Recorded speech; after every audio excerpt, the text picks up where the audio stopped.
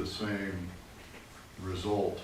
And actually we were going to tailor an Oakridge ordinance after one by Wayne County, but the one in Wayne County is got some serious holes, and you're setting yourself up for a lot of litigation and ACLU type stuff. So that probably, the risk to the city is much greater, but certainly there's, if somebody were inclined to do that type of thing, there's probably other things that that would be subject to. But we can't exceed the statute because that's kind of the state constitution. What's the statute say? The statute has, there's three areas, and the first two talk about intercourse, which doesn't apply in the situation that brought this to a head. The third one, there must be a intent for sexual arousal. And like I said, a young child, hopefully they're several years away from even understanding what sexual arousal is. These are high school kids, I think they understand.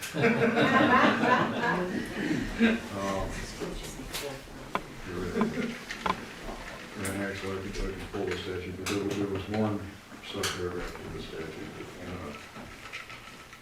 that puts us in a position where we'd be fighting a futile battle. I guess my question is there differentiation between public and private property? Not the way I read it. If you're running around naked in a schoolyard, is that different than running around naked, say, out in somebody else's yard? I think it should be, but that's not the way I read the statute. What do you got to say, Gene? We have other tools that we can implement, disorderly conduct, trespass, laws that are already, solid in the books. And Do our ordinances currently address nudity in public or indecent exposure? we don't have an ordinance. That was That's what we were trying to we develop. were, Correct. Can you develop it around those terms? Well, that's what this is saying. If you try and go at this for public nudity, the challenges are, in his quote in there is, will be challenged. The ACLU has been chasing around the country, going after people who are trying to get this ordinance going, and other different groups. It very likely would open up the door for a lot of outside influence to come into our town, just simply to battle this issue. What the city attorney said, and he acknowledged that it was a quick overview, not an in-depth review. I did not find any local ordinance regulating nudity that the Supreme Court has held to pass constitutional muster. Interesting. I suppose they call it freedom of speech or something. Freedom of expression, I think. Expression. Yeah, it's, like I said, the intent of the ordinance was to bridge the gap between statute and common sense. So where does that leave us, actually? It leaves us to These are the laws that we have on the books. alternative reasons for detainment. Would that be accurate? Sorry, Rich. Alternative That's the use of options other, for detainment or would you use other laws, like disorderly conduct or trespass. That disorderly conduct's a little bit interesting, because usually you've got to have at least 3 people that are alarmed and annoyed and, by somebody's conduct. But they don't have to be What about sexually aroused. exposing yourself to children under 18? That's where the problem lies. unless it is intended to cause sexual arousal, it is not. That's the condition of the state statute. As a grandparent and a parent, I think it was kind of a silly whatever, but Ms. it's. Kelly? There's a case that happened in the beginning of this month in Beaverton where a man walked past a middle school naked with just a backpack on. He was arrested, but he was arrested because his action put the school in a lockdown. And so that's why he was arrested. That might be something we See, that's might my want thinking. to I'm look thinking, at. That's disorderly Sexual conduct. abuse. That's what he was talking about. Right. But that might be a case we want to kind of follow and I mean, see we what can- they do. We can still take exception to it, we just can't do it under the nudity. We have to find some plausible deniability, I think. which I used to call, I guess you could gather around in a group and laugh. Point. Point and laugh. talked about, basically,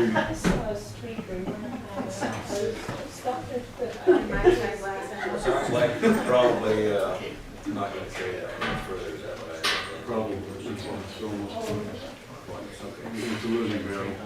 Technical safety committee for the rest of The radio issues for both the police and fire department, those are being reprogrammed to narrowband. There is a possibility that there's a city that has 5 potentially surplus radios that we can get for free, which is always a good price. I believe the fire department radios are to be reprogrammed on the 17th of November. And narrowband gives you better security, better signal than the wideband.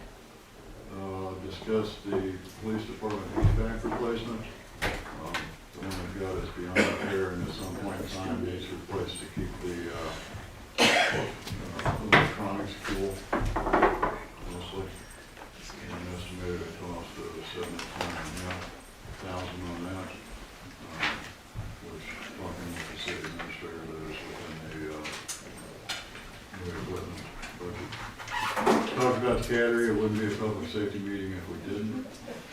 The roof leaks, and some of the drywall that was put up was damaged because of the roof leaks, because once it gets wet, it's useless.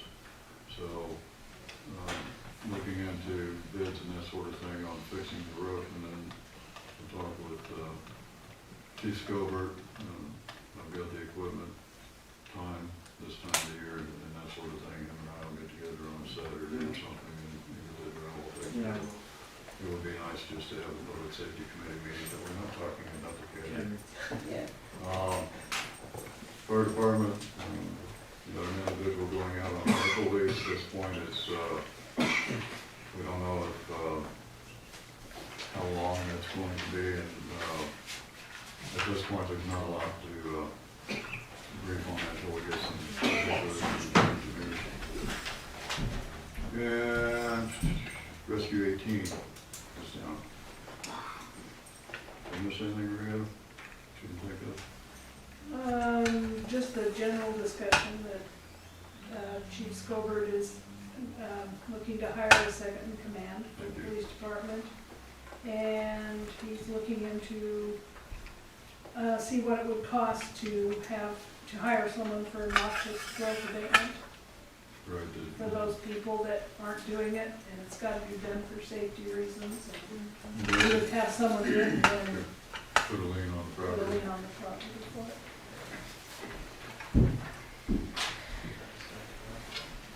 Oh, you had? Yep. I wasn't getting bored. Well, I was sitting here trying to avoid the same thought.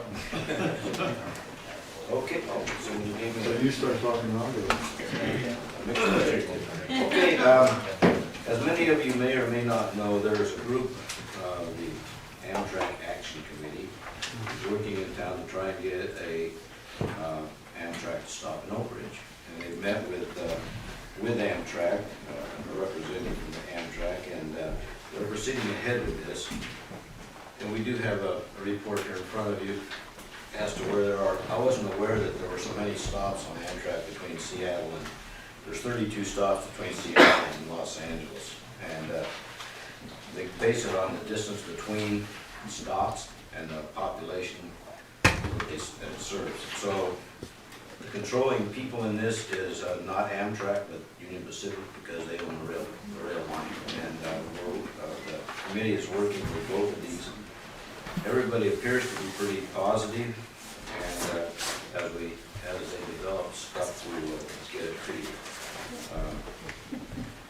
This was the next stop above us is Chamal, which is 78 miles away, and distance is a factor in addition to the population. So stay tuned for bigger and better things to come.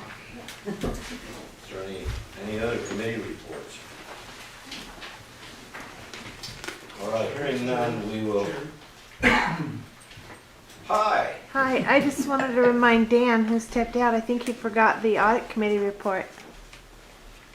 You did. I wouldn't let him forget if I were you.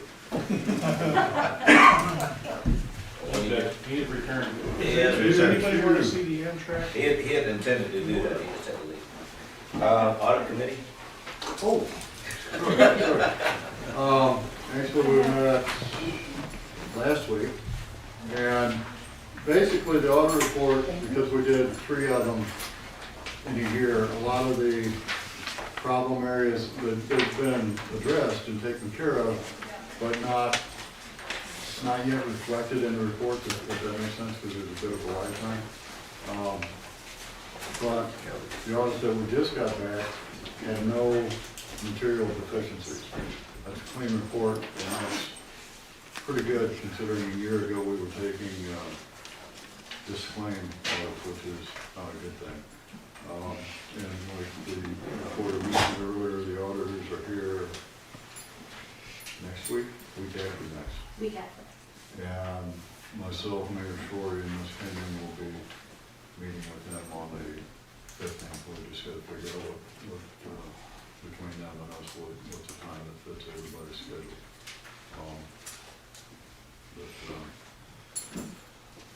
Like I said, the tell as far as the way we used to do things and the way we're doing things now, those results would reflect in the next report, and even more so in the one after that.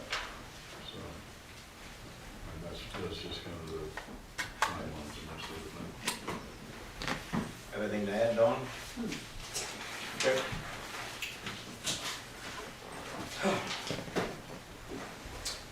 All right, this time, we'll go into executive session for ORS 1926660, subparagraph 2, subparagraph A, consider the Employment agreement is presented. I'll second it. moved by Oh. Councilor Fortune, second by Councilor Carter, to approve the city administrator's employment agreement as presented and agreed to. And I added the rest just because. Is there any further discussion? Nope. Okay, call for the vote. Councilor Clark. Aye. Mayor Shorey. Aye. Councilor Callahan. Aye. Councilor Kordowski. Aye. Councilor Fortune. Aye. Councilor Basic. Aye. Councilor Barkley. Aye. Motion carries. That concludes our agenda. If there is nothing else, adjourn the meeting. Evil. We're still trying to get that.